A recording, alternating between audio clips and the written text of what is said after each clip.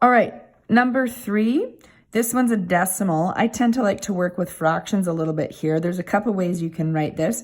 You can think about moving the decimal 1, keeping in mind there's a 1 here, 1 to the right on everything and get 10x squared plus 14 minus 12, which is what we're going to do. So you can think about it as factoring out 0.1, or I think about that as factoring out 1/10.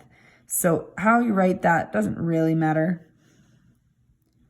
So 1 over 10 or 0.1. So if I'm factoring out 1/10, then it's easy to remember that I'm multiplying everything by 10 to move that over.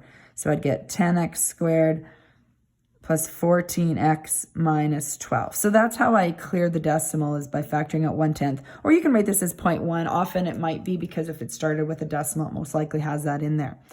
Now, I still have a GCF on this one, 10, 14, and negative 12. So I'm also going to factor out a 2.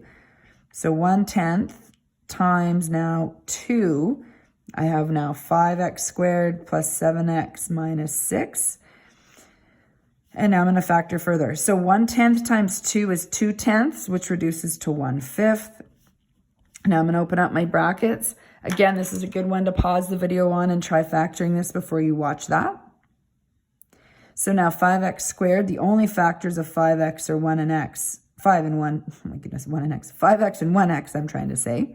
My factors of 6 are 3 and 2. I don't know if it's 3 first, then 2, and this is where you test this out. So let's say I did 2 and 3. This would give me 2x. This would give me 15x. One has to be positive, one has to be negative. So if I'm subtracting, I'm getting 13. So this cannot be the right order.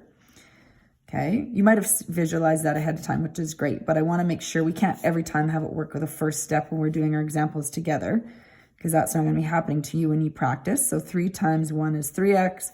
Here we go, 10x. Now if one's positive, one's negative, we can get the 7x. We want that to be a minus 3 here. So we have a minus sign and a plus sign here.